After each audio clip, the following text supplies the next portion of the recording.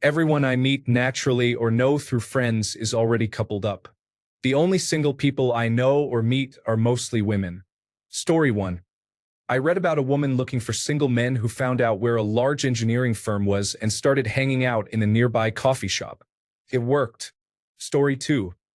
The only single people I know or meet are mostly women. Is that right? All the women I know in my immediate social circle are already in relationships or married. Meanwhile, about half the guys I know are single. Even in my own family, I'm the oldest of 3 brothers, and all 3 of us are single. Figures. Story 3. Many of us are on dating applications, but we can't make an appealing profile to save our lives. I'm not on applications anymore because of that. I'm just out. When I want to socialize, I'll go to a bar. If not, I'm just living my life, shopping and running errands. Story 4. They are working, then doing their hobbies. You may not get the chance to walk up, talk, and get their number. You will probably have to initiate some type of communication. Story 5. I'm in my 30s, looking for a relationship and on the applications. Unless I'm going out with a friend or group of friends, I normally prefer to stay home unless it's for errands and the like. Sometimes I find a coffee or tea shop, park, or beach to relax at on my own if I really want to get out of the house and don't have anyone to hang out with. These days, I hate the bar scene. You probably could have caught me there alone in my early 30s, and I'm sure you can find plenty of guys in their 30s there too. But as we get older, more and more of my friends are opting out of bars. Worth a shot if that's your scene, though. Do any of your friends have any single guys they could introduce you to? Maybe that could be a start too. Story 6. This is a repost of something I wrote a few years back, but still relevant. Where to meet men. Sports bars. Now before your eyes roll out of your head, seriously think about it. Guys go sit at bars and watch their favorite teams all the time. Often, there are many guys there by themselves. They bond via the game. No, there aren't that many attractive guys. Not that I'm a good judge of attractive males. But there are usually enough to make it easy to pick a stool beside someone worth talking to. We have several popular ones in my town. If you aren't into sports, here's your line. Hey, I made a $50 bet with my coworker on this game that team name would win. Did I blow $50? Or do I still have a chance? Nerd clubs. I live in a high-tech area, so this is pretty easy here. Your mileage may vary. Meetups and general nerd organizations are filled with single guys. Like 99.5% are single guys. Many are good-looking or could be with some encouragement. Here's the catch, you'll have to approach them. They are delicate little flowers of anxiety. Here's your line. Is this the only meetup in town where I can learn more or meet people who are doing/learning activity? Dog parks. That's where everyone tells us single guys to go to meet girls, so we do. The only folks there are couples. Borrow a dog or not. You won't need one. Any guy you approach and ask about his dog is going to talk to you. Here's your line. Hey, is that your dog?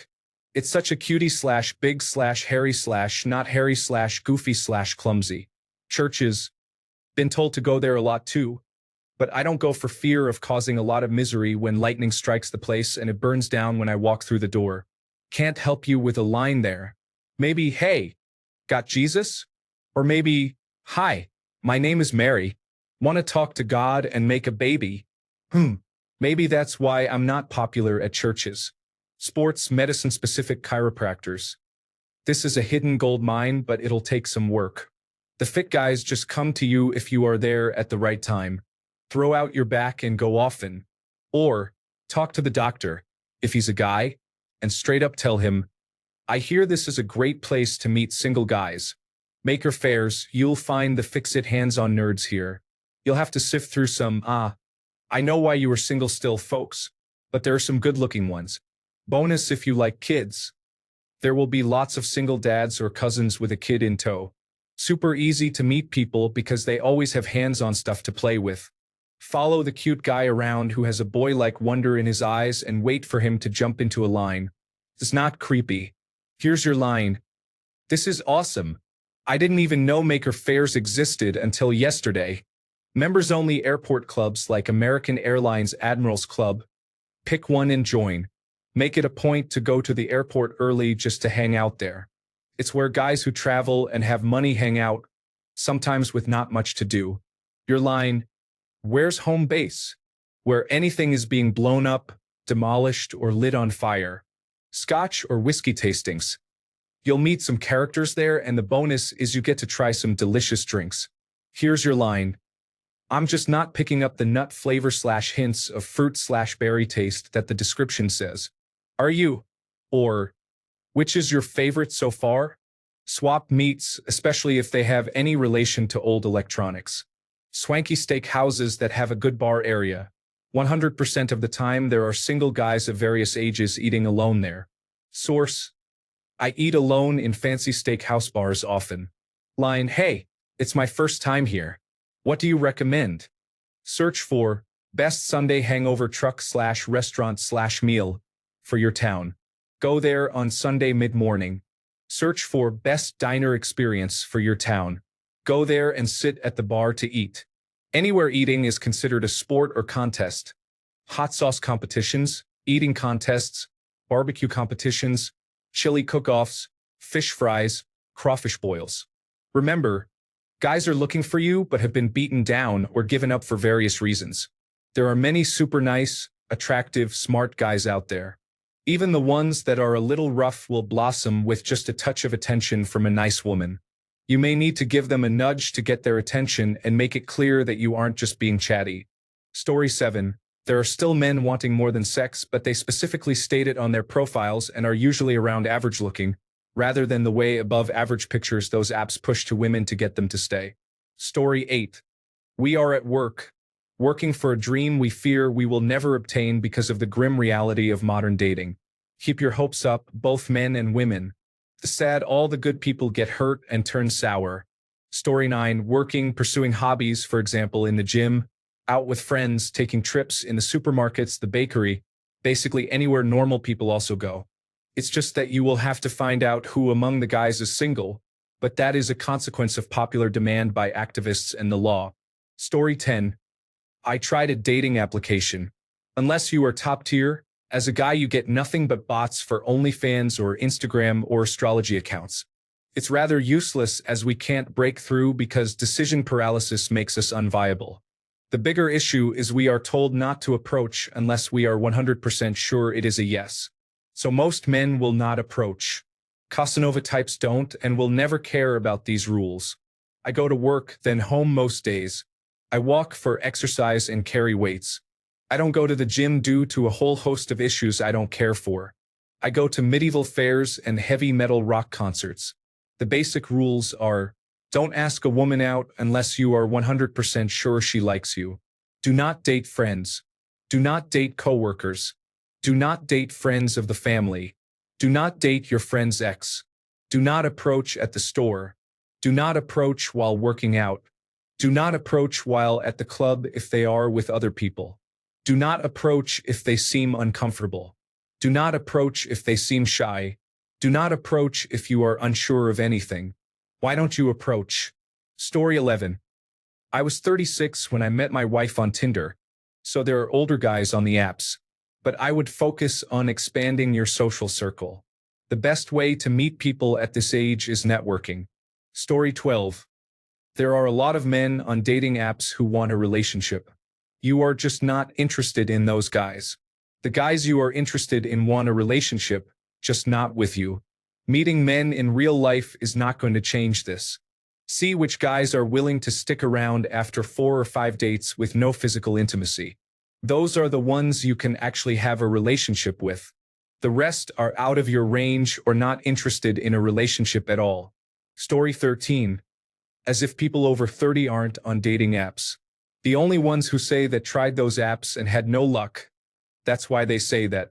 Where are they finding dates then? They're huge social circles where everyone is attractive and single. Laugh out loud. Trust me, a huge majority of guys in their 30s and 40s are on those apps. It's just that they either get filtered out or outright ignored. Story 14. Grocery store. Familiar place, public, and you will most likely meet local guys. If they are by themselves in the grocery store, I feel like there's a higher chance of them being single. Story 15. I can only talk for myself, but I'm over 30, and I'm on a dating app looking to meet someone and see if we can have a relationship. The problem is that many men, including myself, wait for women to make the first move because we never know if they also want a relationship or not. Story 16. I think it's unreasonable for you to expect 30 or more men. Just settle for one. Damn it. In all seriousness, though, places that cater to specific hobbies you want to enjoy together would be a good place. You'll start out with something in common at least. Archery clubs, anime and gaming conventions, ski resorts, and book clubs. Story 17. My friend met his wife at a local fishing spot. After a few times, my friend told her she was terrible at fishing. She replied, "I didn't come here to catch fish."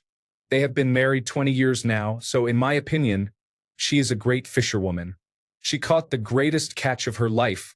Story 18. As a woman, it's probably normal that all the singles you meet are also women.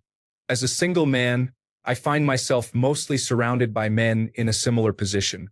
Story 19. You were told wrong.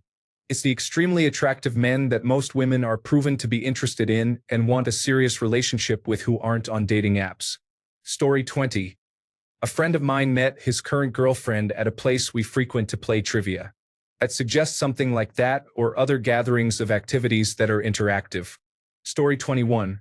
The only advice I get is that you should go out and try to meet people in real life who are into the same things: hobbies, music, social gatherings, exercise, Dungeons and Dragons evenings, gaming. It didn't work for me, but maybe the advice works for both genders. And being around other human beings and building up meaningful real-world connections might lead somewhere. Also, in general, trying too hard to do anything often makes it backfire. If you grip the soap too hard, it slips away from you. Story 22. Based on this post and occasional comments from others and posts here, the applications may not be the best way to meet quality people. My own experiences have been mostly struggles to find women interested in me that meet a minimum standard of what I need and want, although the applications do make some things very easy, like filtering out parents, creeps, and just incompatible others. I'm 35 and do want a relationship, but I'm not considered a catch. I've been doing the online dating thing off and on for over a decade now in the same area, and mostly sorted through the available women that use the applications and would be interested in me by now. If the only thing I changed was to move to another city, that would be a fresh start and increase matches once again. I'm sure, but I'm not ready or interested in moving anytime soon. When I noticed the numbers going down, like I went from getting 2 to 3 matches a week between the 2 to 3 applications I use like Tinder, Hinge, and Bumble to getting maybe 1 to 2 a month, I figured I'd reached the point of saturation. Many women don't even need to use an application, and plenty join briefly then exit when they are deluged by persistent and desperate men. I get it in a way, and I don't hold that lack of interest against anyone. Every woman I've met with romantic intentions since graduating high school has been through an application or site. The 2 in high school pursued me, and I've never pursued any women after what happened in middle school, where I was publicly humiliated for giving a girl I had a crush on a note asking if she'd like to go on a date. She was right for turning me down. I didn't know much about her. She was very attractive and, from the little I'd seen, was smarter than me. But she and her friends spent a while pointing and laughing at me whenever they saw me, and that left a very embarrassing impression. As is, I live my life surrounded by women that I assume are all happily involved with someone else or actively disinterested in me and are only being friendly. The threshold for a woman to let me know she's interested in me is still relatively low. I can tell the difference between a woman who is being nice to me because she needs something I have, like labor since I'm a large guy, compared to someone who might be flirting. However, I'm not making any assumptions. If I met a woman that was interested in possibly dating me, she'll have to say something very clear to me before I recognize anything beyond being friendly. And most women don't have to do that, nor would they ever want to risk rejection from a man, and thus here I am. I will most likely never marry, never have kids. Story 23. Go to bars, coffee shops, cafes, and other places where men sometimes are. Car meetups, sports events, gaming LAN parties, Comic-Con, and so on. You have many options, and you already know what they're into if you go to where their hobby is at its center. I imagine scoring anyone at a LAN party is easy. Story 24. There is a study that says 63% of men are single and only 33% of women are single in the age range of 18 to 29. You are having trouble finding guys because you probably ignore most of them, as if they do not exist. I just noticed that the original poster is graduating with a Doctor of Philosophy degree. Now 80% of men are invisible to her since women only date at their level and higher. The original poster will have a hard time finding a man to commit to her. Story 25. I'm in my 30s, looking for a relationship. I despise dating apps and social media in general. I meet people exclusively in real life, so real-life events like birthday parties and weddings are high stakes, as they should be for me.